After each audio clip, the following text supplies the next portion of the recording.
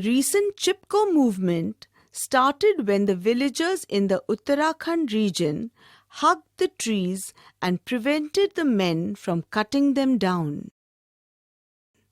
Chipko means hug or cling. The movement was started by Gaura Devi with the help of other women and little girls. One day, a little girl in a village in Garhwal noticed a few men with saws and axes quietly entering the forest. She went and informed Gaura Devi. Gaura Devi collected a group of women and little girls and went into the forest and asked the men not to cut down the trees. The men threatened them with guns, but they just clung to the trees. The men had to finally leave. Sunderlal Bahuguna is another leader of the modern-day Chipko movement.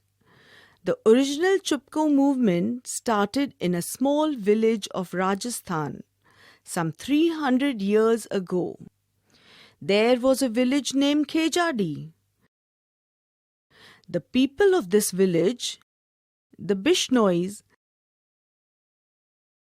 loved their trees. Once the ruler of Mewar sent a group of people to cut the trees. The king needed wood to burn lime to be used in the construction of a new palace. The people of Khejadi refused to allow the king's men to cut the trees. They hugged the trees. In trying to save the trees, more than 300 people lost their lives. When the ruler of Mewar came to know about this incident, he felt very guilty. He immediately passed an order that no one should cut trees in Khejadi village. Trees grow naturally in the forests.